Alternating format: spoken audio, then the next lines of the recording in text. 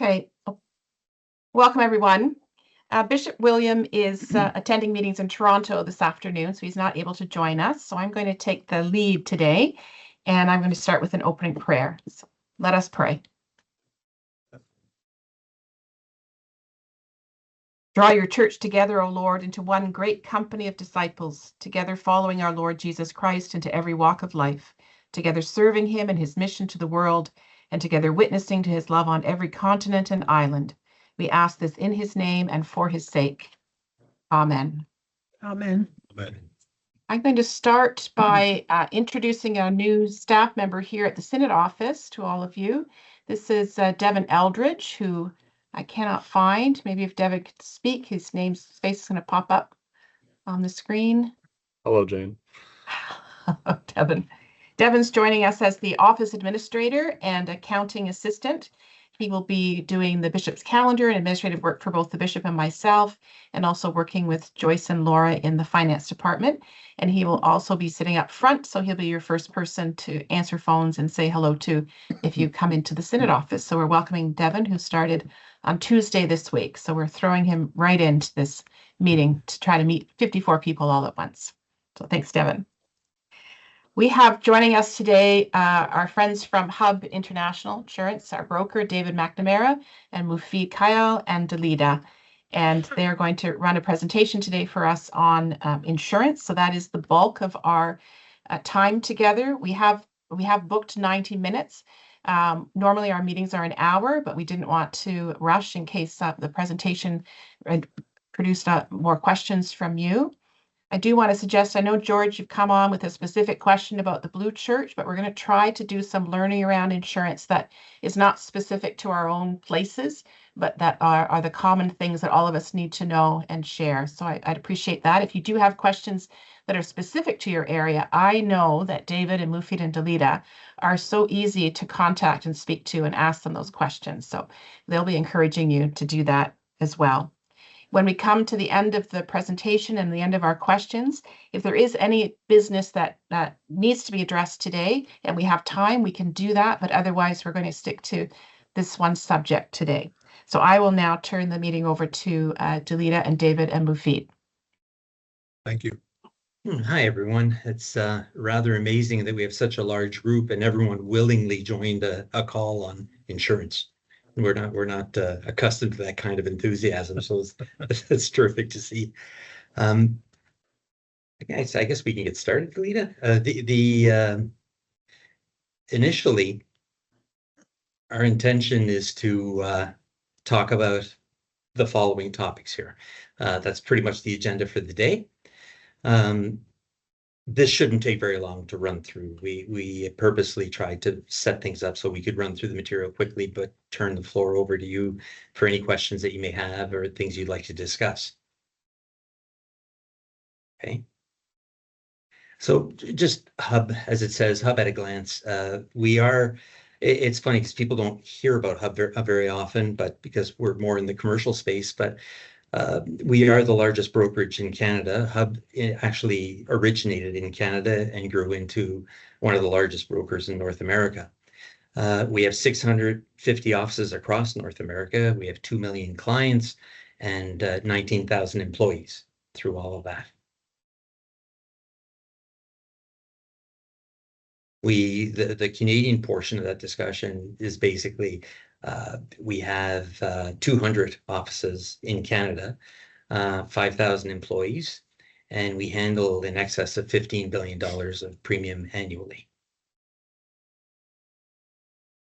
The one thing I want to mention to you, and it's probably more relevant to you, is currently we handle a base in the premium of roughly, I would say, it says 88 million on the presentation, but I know for a fact it's closer for 2026 to 92 million.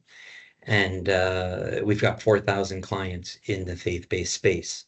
So we have a great deal of experience, and it's an area where we thoroughly enjoy working and trying to develop our expertise every day. So this is your service team. Moufid handles day-to-day service delivery, making sure that you get everything you need as promptly as possible. And of course, he's ably assisted by Dalidah. who also oversees the event liability program.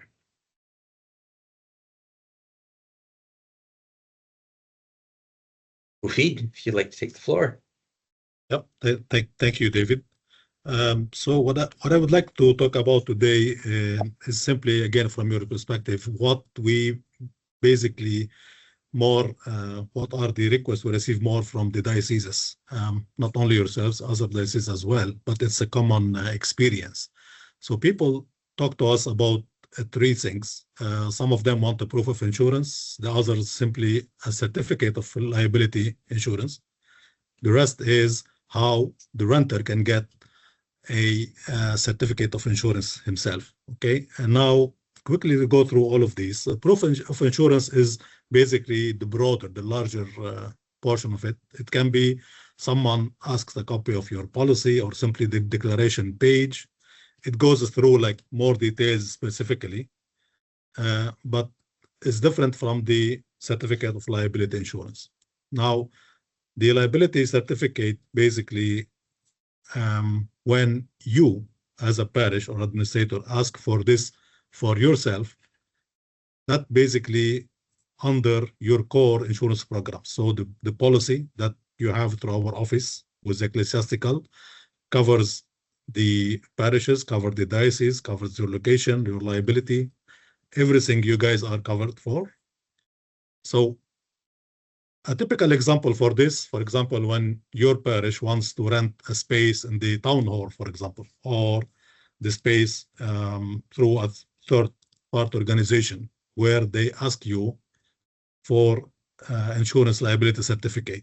This can be done quickly and easily, and it is actually free of charge. All you have to do in this case is simply there's a form. If you haven't received that form, you can always send it. That form you complete and send it to us, and we'll try to send you the certificate as soon as possible. Now, going to the third one, the most important one, is when someone else rents your facility as a parish to really do his own event. We all know that when someone really rents the parish location, he becomes legally responsible for everything happens. And here where we strongly recommend and encourage you to ask that renter to provide an event liability certificate of insurance. It is easily be done. It is very also affordable. Dalidah after a while is gonna show you the portal that we have created for you guys and in partnership with Instant Risk, how if you want yourself to help issuing this, or if you want us, the renter, to do it himself, it is very easy. And we are always here really to help if anything needed.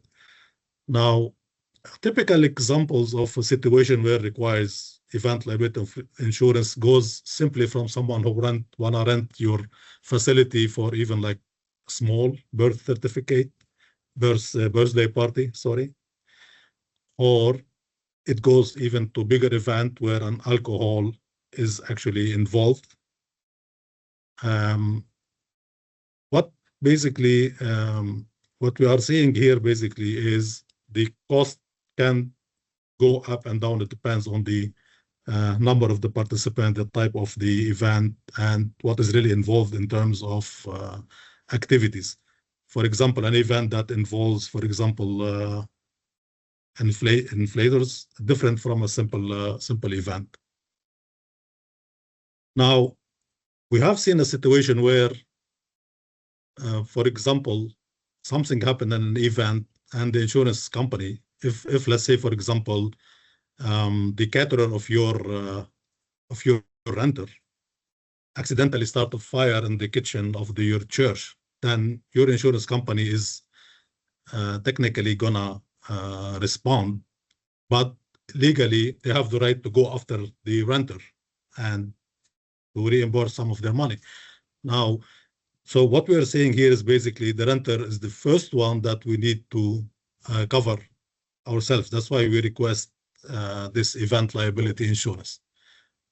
We don't want those renters basically to face a financial hardship because of that, when he gets this event liability insurance, everybody is covered, everybody is going to be okay. The renter, yourself, your parishes, the diocese.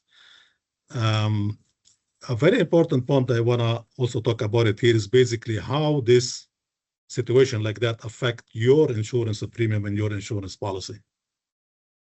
If the insurance company was not able to really cover their money or portion of their money from the renter or his insurance in this case, then that basically is going to affect your policy. They're going to affect your loss ratios in the policy. I can give an example. We have a situation here in Ottawa. One of our non-for-profit client, because a simple mistake related to a candle that started a fire, resulted in a damage, cost more than 500K. And we saw that his insurance premium jumped from 80,000 a year to almost 300,000 a year. So those are like specific examples that happen. We see them every day. That's why we strongly recommend this type of insurance to be obtained by the renter. If you have any question, you can always stop us and really ask the question, or you can leave it till then. It's up to you. And now I will hand over to Dalidah to demonstrate how these people can get renter liability insurance. Thank you. Yeah. Thank you, Moufid. Good afternoon, everybody. So I will be demonstrating the events liability portal for you.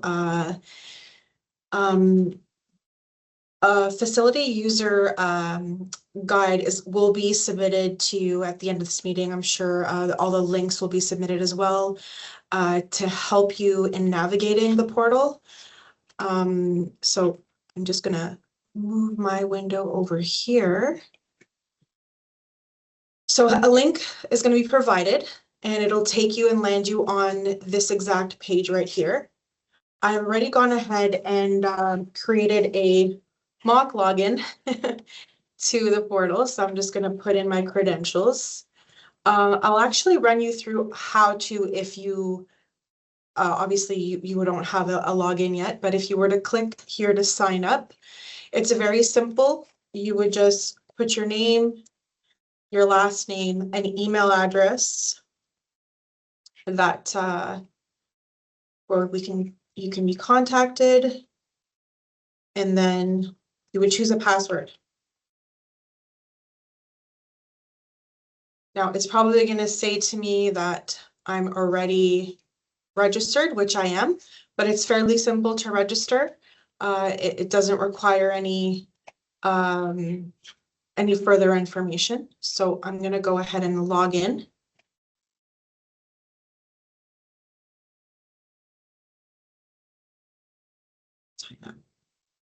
Sign in. Okay. So here we're on the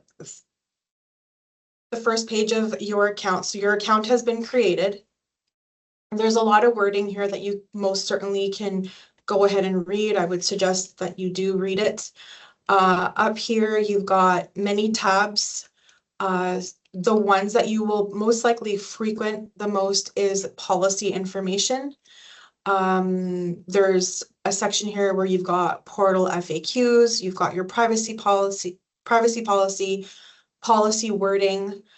Coverage FAQs is going to be one that most likely you'll be going into as well. So what happens is when you click on one of these, a document opens up. So if we go ahead and open up activities and events insured, if you're not sure if the event you want to get insurance for is insured, you can always click on that, and then it'll give you an actual list of different activities. So you've Risk has basically separated them as class 1 events, and then there is class 2 events, which class 1 seems to have, you know, the regular like banquets, you know, choir concerts, maybe educational classes in your halls. Class 2 events are a bit more, I believe, maybe complex, where you've got reunions that would maybe have more people, block parties, chess tournaments, bazaars. And then you also have a list of events that are absolutely excluded. So events that will not be covered by instant risk. And I would think that beer gardens with over 3,000 people wouldn't be covered at one of the parishes. And then your definition of what a public event would be. And then if for any reason there is an event that you cannot find in this list or even on the portal, please do send it to us. We can always contact Instant Risk and ask them if they can add it. So there is no, I mean, it says that these are the events, but they are open to adding, you know, to expanding their list, and it should be fine. So if ever that occurs, please do reach out to us and we'll do our best to accommodate. So providing that we've, you know, read through all of this, we need to check off in order to move to the next page that we've understood and acknowledged all the questions. So we would click yes. Understand and agree that the personal information collected through the purchasing process will be shared with the insurance broker, which is us, insurance underwriters as well. So I would say yes, and then I would confirm.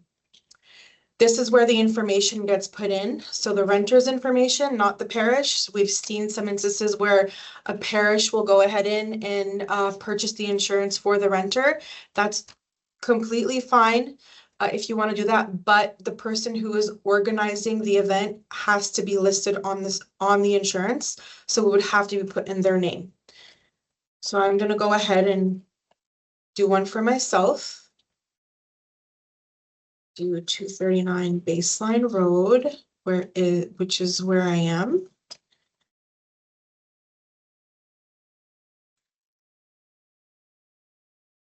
And it automatically populates from Canada Post Online, which is great. Okay, so this is where we put in the venue information. So here it asks, do you have multiple locations that your event is taking place? Now, in this instance, they'll always have to say no, because events can only occur at a diocesan facility. So they would have to say no. And the only venues that they could choose from are the locations that are listed here. So these were populated from a list that was an onboarding form that was sent into us and checked off by the diocese. So each parish should be here. Again, if one is missing and a renter tells you they can't find, please let us know and we'll have it put on, and it's usually done within 24 hours, if not sooner. So we can get that put on. So right now I'm just going to go ahead and choose St. Paul Anglican Roslyn as the location for my event. I'm going to start off with a non-sporting event. Those are typically the ones that are most popular. One of the most popular as well is the AA meetings. So I'm going to scroll down and you'll see all these events are listed. Everything here would be covered. I'm going to choose a meeting. I'll then scroll here and it'll ask, please select type of coverage you wish to purchase. Now, you can choose to do single events and or weekly full year. However, at this moment in time, we were notified by Instant Risk that the weekly full year is not fully up and running yet. So if they were to choose this and go through all the motions, they will get blocked at some point. It will be enforced, I think, within the next year or so. So once that is available where they could purchase for a full year, we'll definitely launch that to you guys. So right now, we're just going to go with single event. Will the event have alcohol or cannabis? Now, AA meetings, of course, will have none. And then select limit of insurance. So here, 2 million and 5 million. Now, of course, the rates do change based on the limit of insurance that is selected here. So in an event of an AA meeting, it's really at the discretion. If the church would like a higher limit, you could tell your renter, please go with 5 million. Or if you're okay with the 2 million, then you can also notify your renter to just stick with 2 million. So it's really at the discretion of the renter, or more importantly, of the parish and the diocese. So in this particular case, Jane, what would you prefer for your renters to choose? Would it be the 2 or the 5 million? I think that's a question that maybe Joyce can answer, because I Joyce, don't know Okay, if so we're gonna if we go, vary that or if we have a constant that we require. sure, so I'm gonna go with Dalidah, the, yes, I'm sorry, if I could just comment, please. I think in cases like this, my personal view on it is that we should always opt for the highest limit possible. Perfect. That's what would benefit the parishes. That's what would Yes. benefit everyone involved. And I believe we would check through trial and error, but I believe that the difference between the 2 and the 5 million is not remarkable. It's No. not that important. And I think you'd always be at an advantage if you took the higher limit. For sure. Yes, most definitely. The next question would be the number of the maximum event attendees. So it goes up to 5,000 attendees for any event. If you have more than 5,000 attendees, that is a question that we have to direct to instant risk, and it could be covered. There'd just be a different channel to go through. Oh, sorry about that. There was a glitch.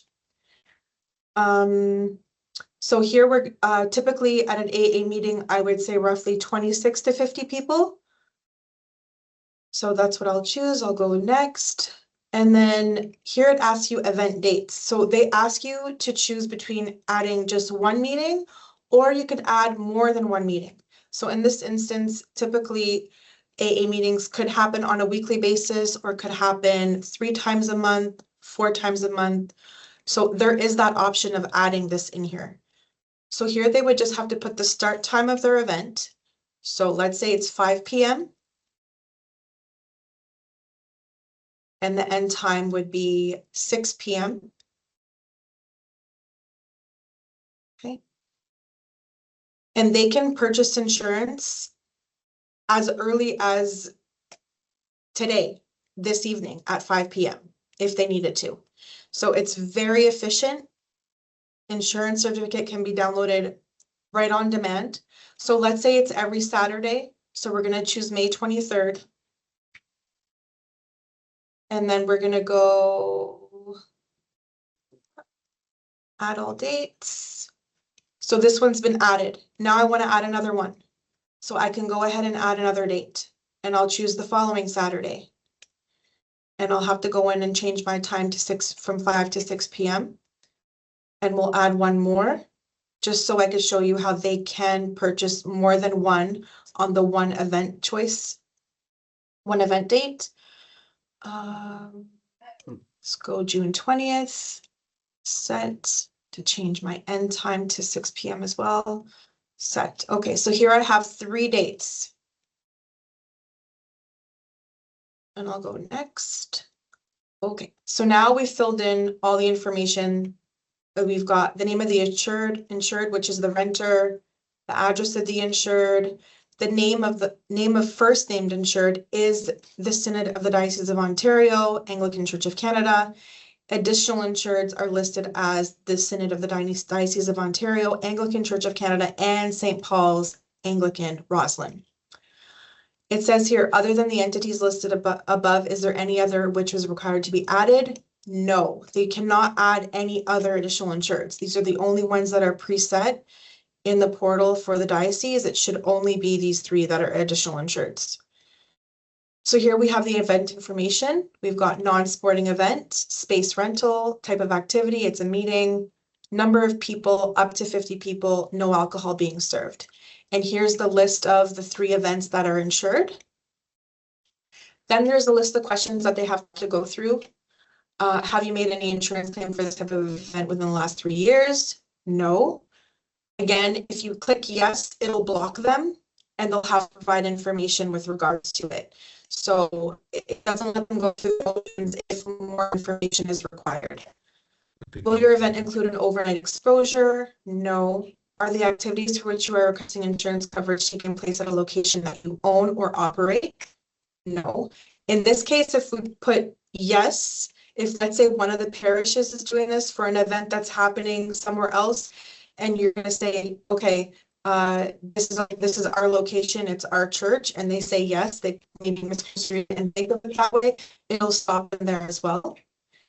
I acknowledge that I have reviewed the excluded events and exhibitors listed in this document, so click the document to see what it is. And these are the list of excluded events. So aircraft events, adult entertainment, Moufid touched on the bouncy houses like the inflatables. This type of stuff is not covered. Wall climbing, trampolines. So providing that none of these are listed, then we're good to go. So you've read it, we'll say yes. If this is a corporation or a partnership, I agree that I have authority to bind the corporation and or partnership. So this is not applicable in this case. And if they were to say yes, if they were to say no, it will also block them there as well. I verify that all information entered in the application is true and acknowledge providing incorrect information can lead to my coverage being null and void. Click yes. So now we go to the quoting phase. So it's saying here your application is currently being processed. And it'll be redirected. And there we go. So general policy information, total cost of this policy is $21.83. There's all the information here, email address, individual policy information. So what will happen here is I believe they're going to get 3 separate certificates. So they'll get a certificate for each time they're going to be using the event. So these will have to be submitted to the parish. So it has all the information. So we've got 5 million, 50 participants. It's a class 1 event, a meeting, and then the non-known is at $1 million. And if for any reason they say, okay, I'm not going to really need this one, they can remove it from here. So this one can be removed. And now we'll basically be at just the 2 events. So now the amount has gone down to $14.65 and all we have is 2 events. So it doesn't take them back to the beginning. It's just simply removing one of them. And now they can purchase. So it takes them to a page where there's purchase questions, and we've got, okay, so exclusions of this policy.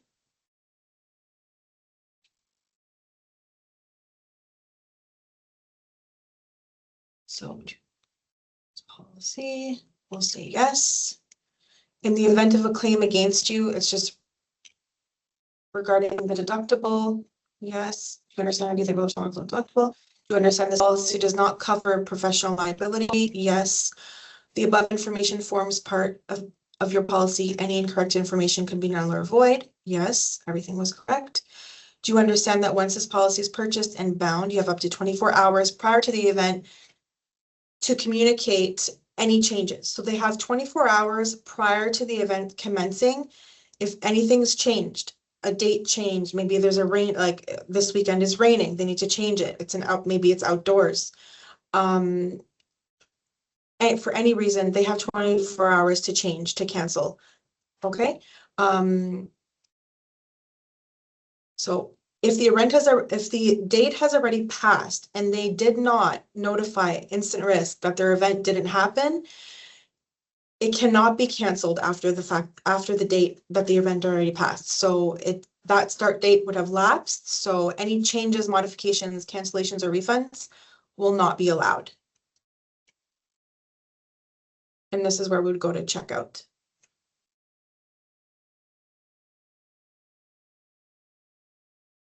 So they have options to pay via Visa, American Express, debit Visa, and Klarna. I'm not sure if anyone's familiar with Klarna. It's a 0 interest financing option where this amount can be divided into 2, 3, or 4 payments at 0 interest, but you'd have to obviously set up an account with Klarna. So if that's what you wanted to do, you could choose this, or you'd put in all your, you'd put in your credentials for your card and then just click pay like you would anywhere else. So once it's been paid, what pops up next is the actual certificates of insurance, and they also get emailed to the renter. and to the email that was provided during the onboarding, which may be the diocese itself or the parish itself. But if we don't have an email for each parish, it is the responsibility of the renter to provide the parish the certificate of insurance before their event starts. So it's very important that each parish asks for this certificate and make sure that they have insurance. Now, we could run through another scenario if you guys would like, where it's with alcohol. I could show you guys what that looks like. We do have a question from, all I see is initials RG. Okay, go ahead, Russ. Yes. I gotta get my mic. Oh, there we go. Yep. Thank you. There's lots to absorb here for us. Yes. So I have a comment and maybe a couple of questions. Sure. I'm from a small parish in North Hastings, Bancroft, and we've had a growing kind of engagement in our community, and so as a consequence, we're seeing more rental activity, and it falls into sort of three categories. We have organizations that want to come and use our space. Our current tradition is we ask the organization to provide us with proof of their existing liability insurance. So that's question one. Is that still an acceptable practice? The second group we rent to are folks that are more on an individual basis. We have someone right now that's asked us about having their wedding at the church. And in that particular instance, I don't think we've asked them about any liability insurance. So I'm delighted with this option. I think this looks terrific. But this leads to one of my other questions, which is who does the login and completion of the request for insurance? I had the impression it might be us, the church, that needed to do that. But your last comments indicate it's likely the renter. So if it's the renter, if we coach them to go and sign in and get insurance coverage, we have to assume that they have filled in their information correctly, that they've provided an accurate assessment of how many people are coming and what the event is and so on. So I'm just curious about your feedback about that. And I assume that also addresses the payment, because it looks like they would pay for it with their own credit card. The third area. Glitching. Oh, sorry. Sorry. You froze there on me for a second. Okay. The third area that we have experience is in the form of allowing things to happen which we consider to be outreach. For example, in the last 2 years, we've regularly provided our parish hall as a warming space in the community for unhoused on Saturdays and Sundays. The organization that provides the support for them has liability insurance for its directors, but not for their folks that they're supporting, and we don't charge them rent for that. So I'm curious about your feedback about that practice as well. Essentially, our assumption is that it's covered under our insurance. So there you are, kind of long-winded, but I think these questions will be relevant for other folks on the call as well. Most definitely. So I'll touch base on the first two, and then I'll let my one of my colleagues discuss the outreach one for sure. So for the organizations, yes, if they do have their proper insurance, then yes, they should be providing you a certificate, a proof of insurance, as you would if you were going to go and rent a space elsewhere, like at a community center or at a town hall or anything like that. So that would be perfectly fine as long as they meet the limit of liability that's required by the diocese, of course. For weddings, yeah, so that's the next example I was going to do was for a larger kind of banquet style where, it's a wedding reception, alcohol may be served. I think for a larger group of people, about roughly 100 people, 100 to 200 people. So yeah, that is covered it is fine to have that in your, but they will have to go through this. And it is the renter's responsibility to, not necessarily fill this out, because I know Jane had brought up a possibility of maybe, the churches wanting to do this, or, to do this for the renters. So you can, it's just that it has to be in the person who's putting on the event, it has to be in their name. It has to have their name. So whatever is going to be on, let's say, the rental form, if you guys have rental forms that they're going to fill out to rent the space, the same information on your form would be basically put on the insurance form. So their name, their address, and all their event details. A good way for you to judge whether they filled out the insurance correctly is if they filled out your form, if it matches your form. So I'm presuming that you were requesting how many people are going to be at the event, what type of event is it going to be, whether food's being served, whether drinks are being served, are there children involved, questions like that. So it should kind of mirror that. On the certificate, it would say the number of people, the type of event, the times that it's going to be rented from and to. And also you'll notice if I run through the wedding option right now for the banquet, it also puts in a move-in time. So sometimes they need like 2 hours prior to the event time starting, they need time to decorate and then time to tear down. So all that time will be built into the cost of the insurance and will be listed on the certificate. So I mean, a good way to know whether they filled it out correctly is when you look at the insurance, if it checks off all the boxes for you with regards to timing, event details, number of participants, and that's pretty much it. Did you have any further, did I explain it correctly? Okay, I'll let one of my colleagues respond to you with regards to the outreach question you had. Okay, no, certainly I'll be happy to answer that. So thank you for the questions, very, very relevant. Yeah. I know and I agree with you to some part that this is basically a part of your what the church do and should do. But however, since there is a third party also involved, there is always about a thin line between who's responsible for what and what insurance covers what. And really, in scenarios like that, we like ourselves to let your insurance company know. Okay, so I know there's people coming for like getting awards and all the stuff, but the employees of the other organization are also in. So who's responsible in case, for example, they caused the damage? Who's responsible in case, God forbid, there was an abuse claim, for example? So we ourselves, like our first response to this, they should have their own insurance, certainly. If not, and there are other circumstances, I think would like to hear from you and from them more, and also let your insurance company know. But that can be taken on a separate call with you. Sorry. Okay, there are a couple more people with questions. I think that Yes. Wayne Varley had his question up, and Phil Burley has has a hand up. Perfect. Actually, Jane, it was answered. I'm fine. Thank you. Okay, thank you. Sorry.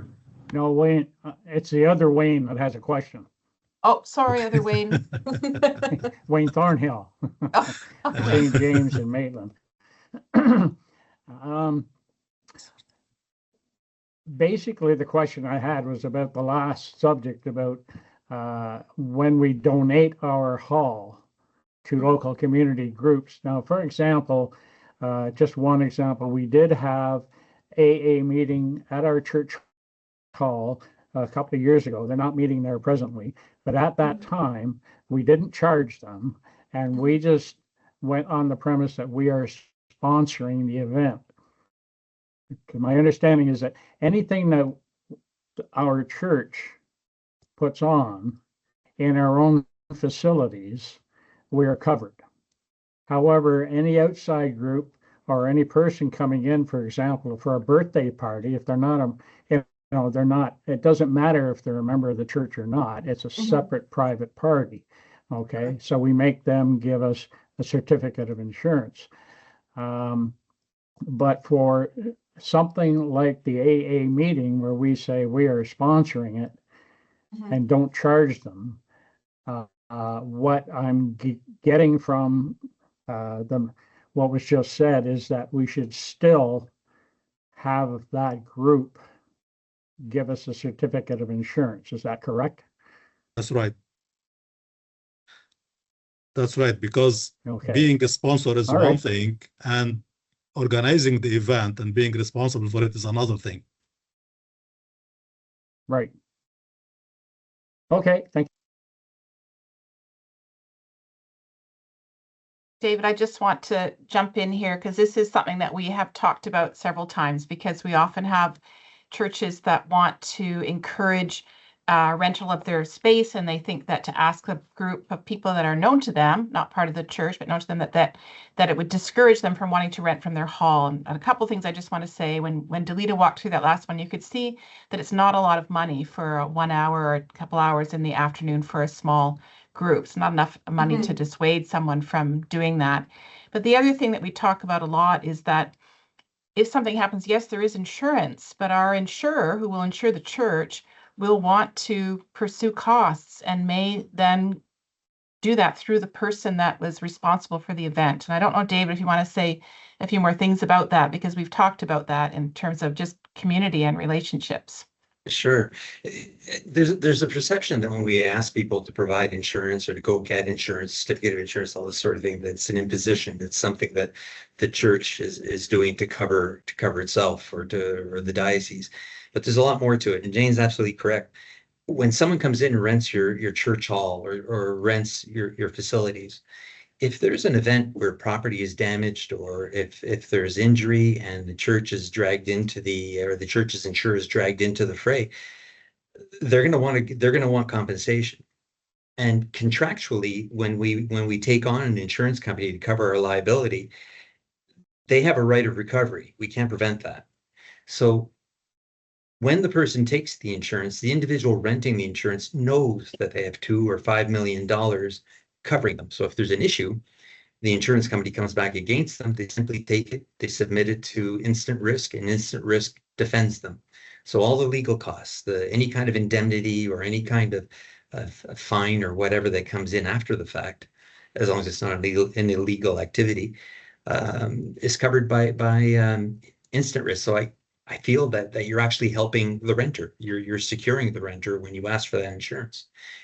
As Russ mentioned at one point, you are definitely covered under your core program. There's no issue there.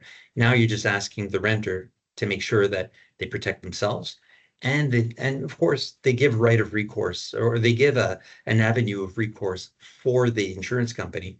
I mean, the worst scenario is you have an incident, the insurance company goes back against the renter who happens to be in your community, and this person endures all kinds of financial hardship over this. I mean, it's damaging. It's not something you want to experience. So for $14, $15, or even $50, it's really worth the effort, as Jane mentioned, to get the coverage.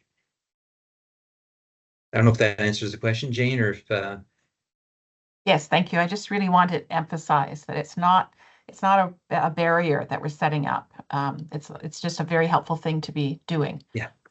Mhm. It's practically a service offered. Yes. I see some more hands that are up there. There is, I believe, PB. I'm not sure if they're all abbreviated names.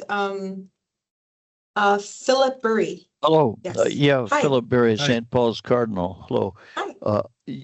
I had the same question as Russ and Wayne, Mhm. and I think Mr. Kayal has answered most of it, but I think the defining issue, am I right, is if it's a ministry of the church, it's already covered.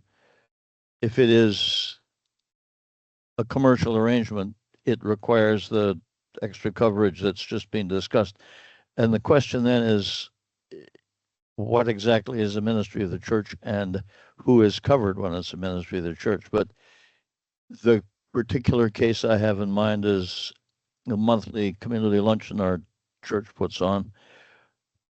our understanding is that everything connected with that event is covered because it is an outreach ministry of the church, and that includes, I think, both the members of the congregation who work the event, all the people who attend it, and anyone in between, such as a volunteer who isn't a registered member of the church but might be helping out and spills soup on a 10-year-old child or something. Yeah. All that is covered as an activity of the church. Is that correct? Correct. Yes, it is.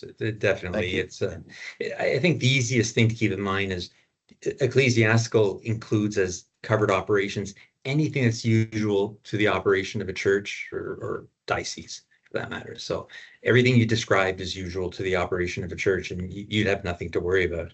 The only time you need to make an inquiry or seek approval is if alcohol's involved. Got it. And that goes back to the wedding. Mhm. The wedding itself is obviously a ministry of the church.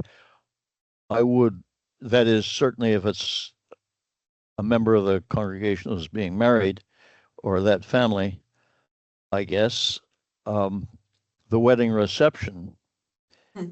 is part of the event, but does it need to be separately insurable? It would be on church premises and would Yes. be seamlessly pretty well. Very often the celebrant will say the grace before we leave the church and go into the hall. Is there and alcohol may be a different an extra factor here, but generally speaking, if everyone goes into the hall and has cake and sandwiches, that is part of the wedding, is it not? Or the funeral? Mhm. It's more transactional when you use the church, for example, for wedding purposes.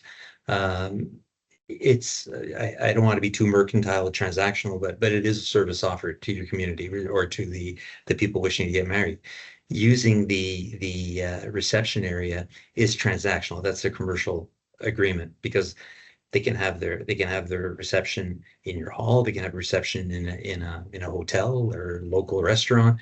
At that point, given the fact that we're talking about a meal, food being served, the fact that you're providing space for something other than the wedding, that from my perspective would be something that we need to get events liability insurance for. Even if money doesn't change hands. And again, a funeral is perhaps, and there are more of those in our lives these days than there are weddings. In our church, we don't charge for the sandwiches after the service. It's part of the same celebration. I guess we just happen to move probably from one space to another. But there's people something stand around and tell stories about the departed. I think that a reception after a funeral is a usual function of the church. A wedding reception in the hall following a wedding is not. If you think about that in terms of what people are generally looking for a wedding reception.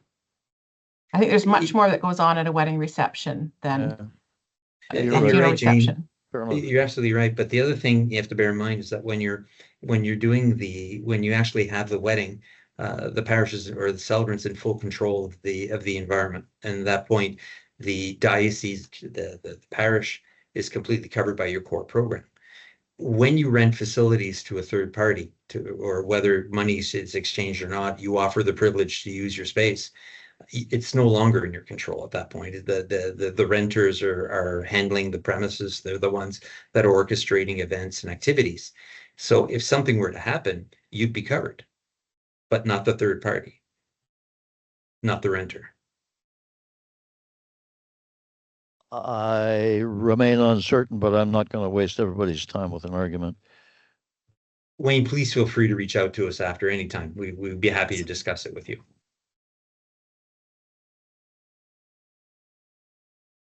Thank you. There was another Mr. Paul Hutt as well had a question. Yeah, just clarification, pretty much the same thing. I'm officiating a celebration of life this Saturday, and then they're having the reception afterwards in the hall. Mhm. So because I'm officiating and I'm there, everything's covered as normally would be, correct? Yes. Yeah. Thank you.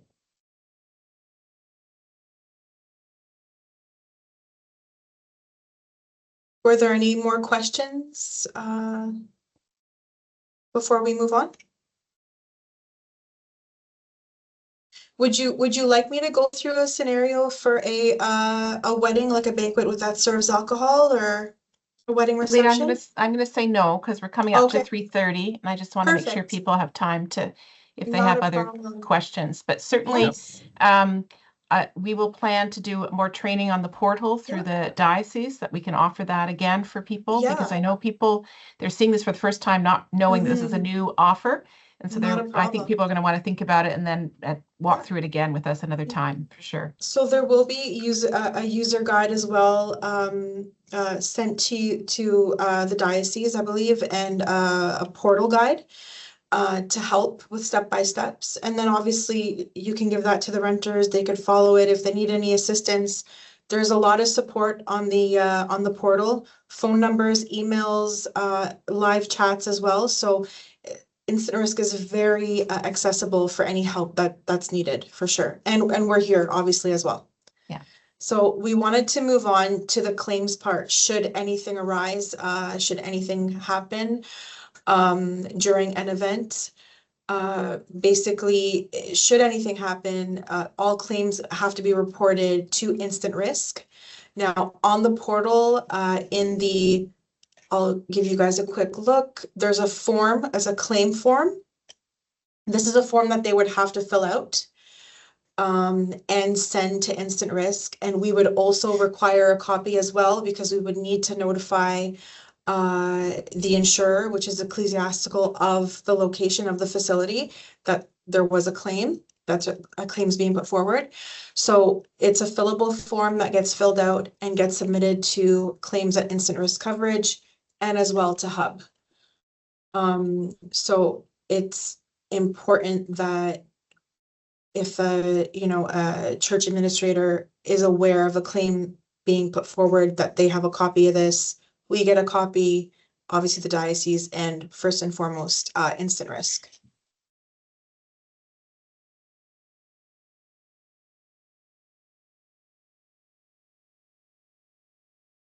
So we kind of touched base on who would be responsible to report this claim. Obviously, it's the person who is putting on the event should initiate the report, and again, advise the warden, the parish administrator, and advise the Hub team. When should a claim be reported? Instant Risk, this is directly from Instant Risk's portal. It's very time sensitive. I believe they give a 10-day notice for providing a municipality with notice of any certain type of claim, and it's a 2-year limitation with respect to all claims. So the faster we get this information, the more it protects the parish and the diocese. Again, how to submit the claim. I showed the form. It's easily accessible on the portal. So we would need a copy of it as well. This is the email for Instant Risk, and then this is the email for us where you would send the claim information. Did anyone have any questions with regards to this? Dalidah, just a quick question. It's Brad O'Neill calling from Brockville. We got a lovely day down here today. Wonderful. Just about that Instant Risk piece. Yes. So if someone from the rental group decides that they'll just send the paper in on day 11, who is responsible for that? Is that the renter? Is that on the renter? Or is that on the actual parish and the diocese? Well, because we've missed that deadline.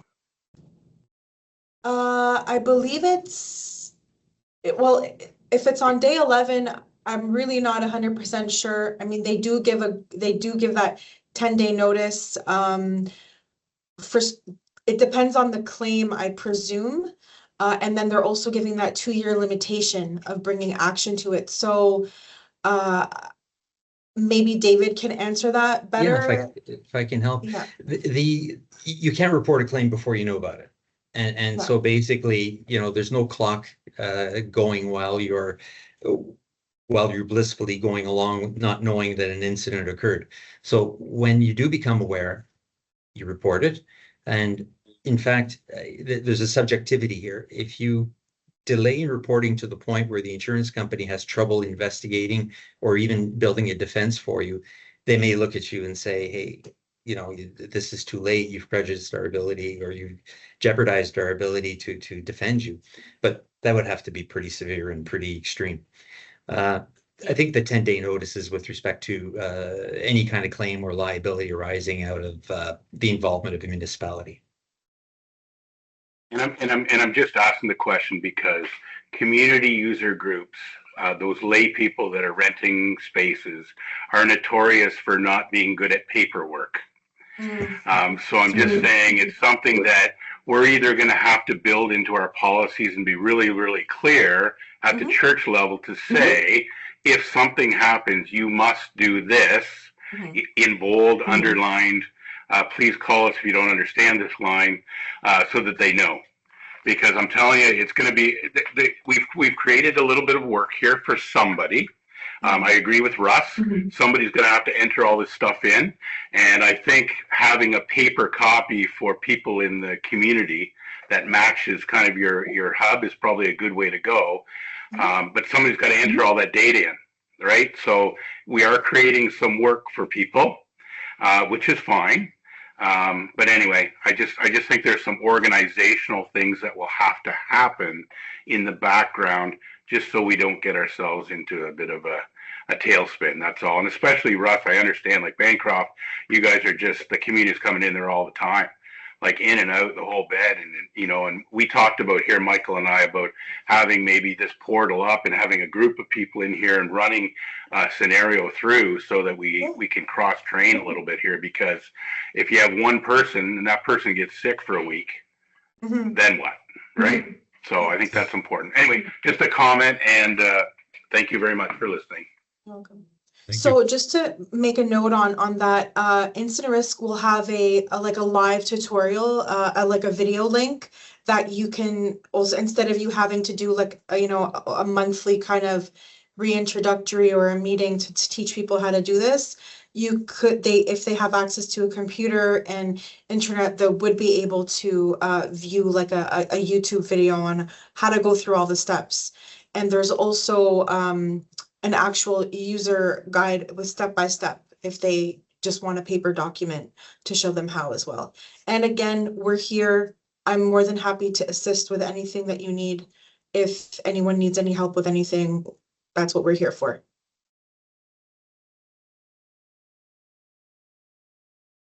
There's a hand up from John Schreiner. Yes. Yeah. I was just wondering, who determines if something has happened or not? So for an example, you have an event, they've shown you that they have their insurance. Somebody sprains their ankle really badly. They go to emerge and they deal with certain things. And then you don't hear anything about it for a while. Do you just assume that nobody's made a claim? Or I guess it's on them to initiate things, but how do we have to follow up on that? Do we have a responsibility to follow up? Yeah, it's a really interesting question. What happens basically, it's the grayest zone we have in insurance right now, and the most difficult to draw a line through. Best practice is if someone is injured, someone has a bad fall, best thing is to notify Hub or notify Instant Risk that there was a fall, someone was injured. We don't know what's going to come of this. And basically, they're just going to ask you, okay, who is this individual? How can we reach them? And they'll make the necessary inquiries, or at least open a file. And you disclosed as soon as you heard about it, but you can't guess. You can't know what's going to become a claim and what's just going to be forgotten because everything was just, person had a bruise and it went away, and versus someone who even someone who's spraining their ankle.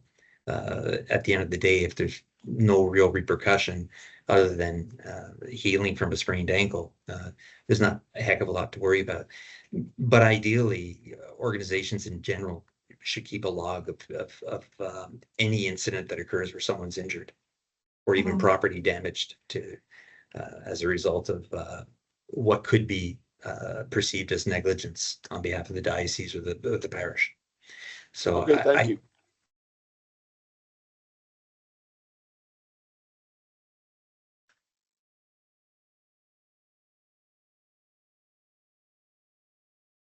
Are there any other questions? It's Wayne again. Yep. The other Wayne. Having been in this position for a long time and knowing how things usually work is probably a question for Jane. In the end, does it not come back to the warden's responsibility? Yes, the wardens are responsible for making sure that outside groups that are using the space understand that they need to carry insurance and that we need proof of that, or also that we need to provide proof of insurance if we're using another space.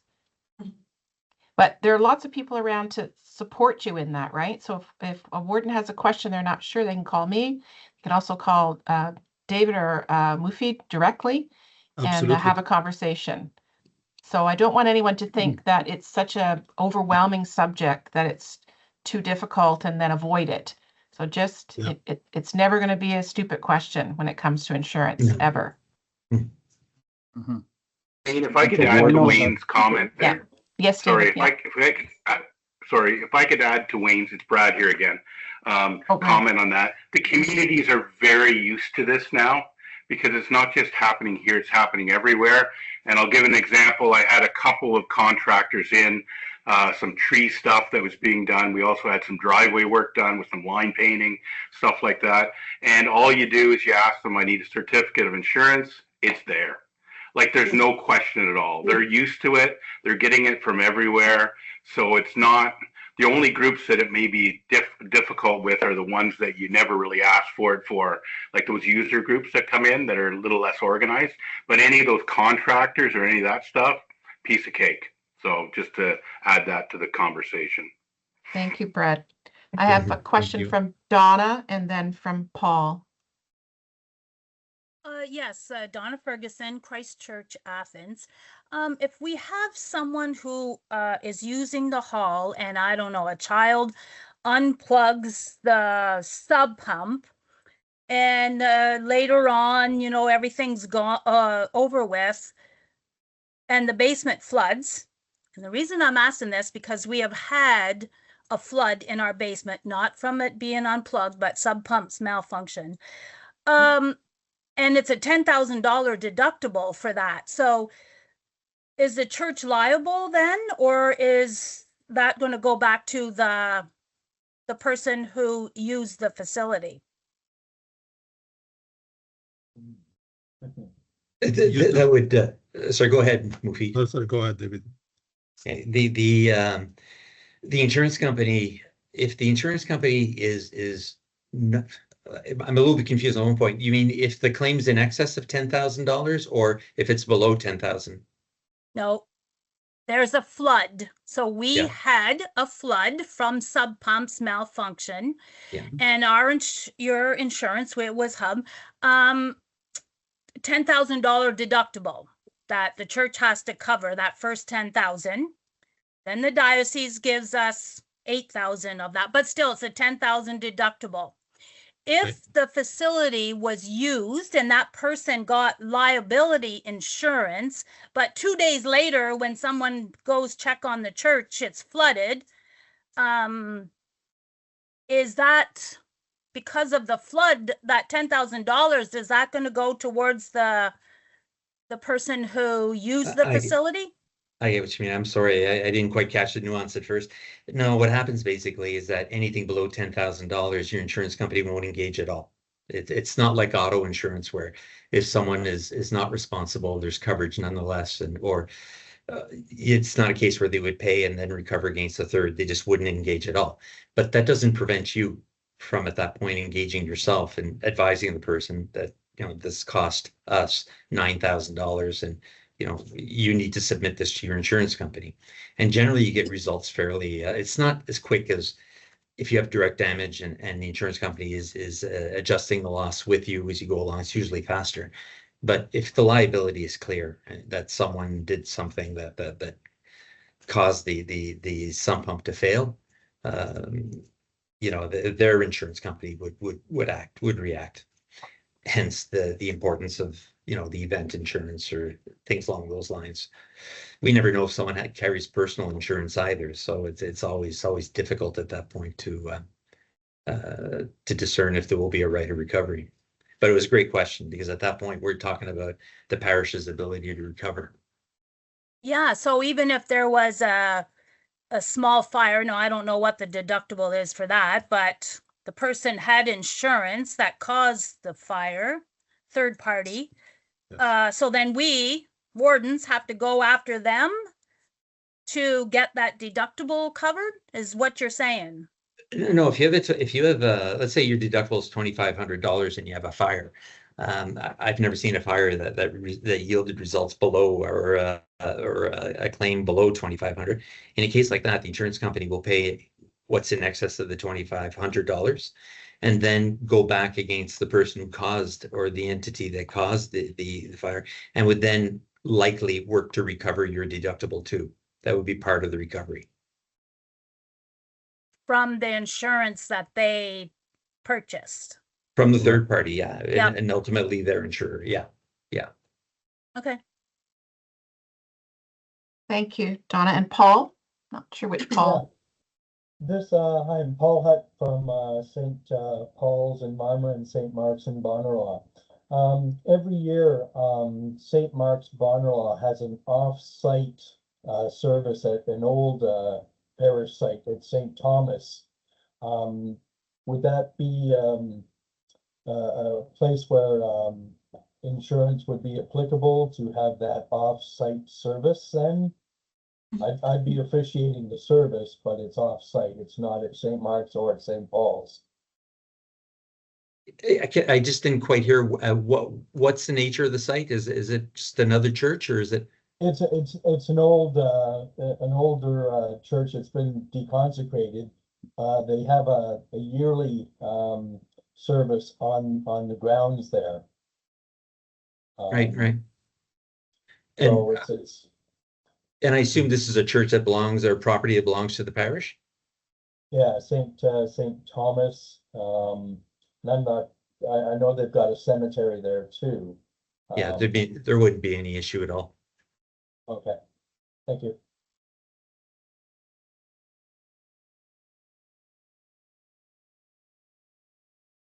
Okay, we're coming up to 3:45. I don't know if Dalidah or Moufid or David have last words for their presentation.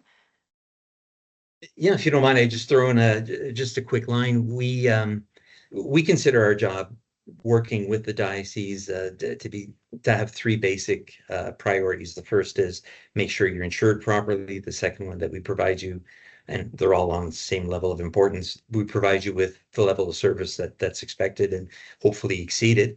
And the third is controlling cost of risk, your premiums, the cost of having insurance, deductible levels, all that stuff.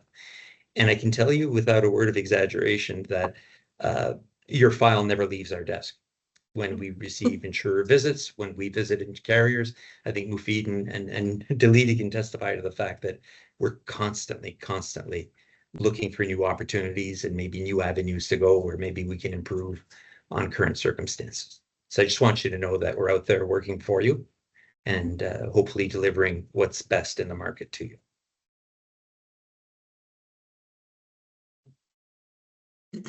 And very appreciative of you all taking this time to meet with us and to talk about this exciting topic. Yeah. Thank you very much to the three of you, and thank you sincerely from the office here for being such a great support to us and always able to answer our questions and provide us some tools when we need them. So thank you very much for that. Okay. And we'll make the presentation available to you if you want, Terrific. if you'd like to. Yes. That'd be great. Thank you. For sure. We'll get it up on our website. Oh, there's a question from George Oh, Bale. sure. Okay. Go ahead, George.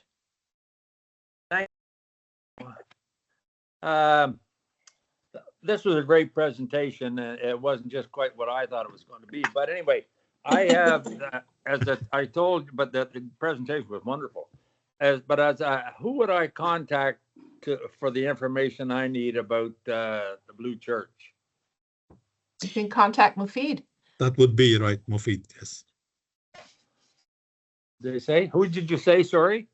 Moufid, who's on your screen. Moufid. Oh, okay. Can I can have- send you, Can you George, I highlight can send you your contact Moufid's, information for us? email address. I don't know who is speaking, but I'm going to ask Dalidah, can you provide the direct way for people to contact everyone to us? Yes, I will. I'll just put it into the to the chat. Okay, terrific. Okay. Okay. Perfect, yeah. Just give me one moment and I'll add that in there. Yeah, and George, one of us will always return the call. If for any reason Moufid is otherwise occupied or on vacation, one of us will pick up the call and get back to you. Okay. Thank you very much. No problem.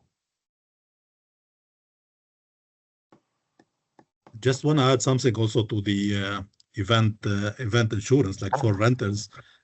As you know, like this instant risk basically covers, I would say, 99% of the event that we typically see from parishes or churches. But in case there was any event that basically they couldn't find coverage or is excluded, let's say going back to the bouncy castle, for example, please ask this renter to get in touch with us and we can help him or guide him where he can get the proper insurance. That's very helpful. Thank you. You see anything up on the screen? I don't. I just put in the email address, Moufid's email address, as well as the phone number, where you could reach either Moufid, David, or I. It's a designated line for the diocese. Thank you for doing that. And you're okay if we share that a little more widely Yep. than this group of Of people? course. Terrific. Yep. Thank you. There's also at the end of the presentation, I'm not sure if everyone can still see my screen, but the contact information is there. So the phone number is there. Our general mailbox for the Anglican Diocese is there, as well as the certificate requests email address. 8. Okay. Did everyone see that at the bottom in the blue ink that says anglican.coi@hubinternational.com? That you Yeah, can write and then to for your Anglican certificate request. Yeah, for the certificate request, that's correct. 3. And it's Anglican.service@Hubbard International. Okay, we will make sure that this goes up on our website. Mark's going to do that for us when we have it from you, Dalidah. Okay. Not a problem. Thank you. Thanks very You're much. welcome. Well, I'll thank everyone now. I'll let our friends from Hub go if they'd like to sign off now. And Thank you, for anyone everybody. else, thank you very much. Thank you, everybody. Thank you. Have a wonderful day. Thank Have a you. wonderful day. Bye-bye. It's 10:04. Was there anything else pressing in this group that needed to be asked about today? I see. George, is that still your hand up from your previous question? No, it's not mine, Jane. Oh, yeah. Oh, excuse me. Yeah, Barb says Okay. it is. All right. Terrific. I'd like to suggest that I'd like to suggest that the next time we gather will be in November as a group, when on Thursday, November 19th. If you'd like to hold that date, we will send something out, course, for you, so you know about it. Oh. We really appreciated that. George and Barb, you want to shut your microphone off, please? We really appreciated that Hub was willing to do this for us and that we could have this kind of session, because we don't want to have you gather and then not have a good use of your time. So if there's some other subject that you'd like us to focus on going forward, please let me know. Mary? Question from Mary?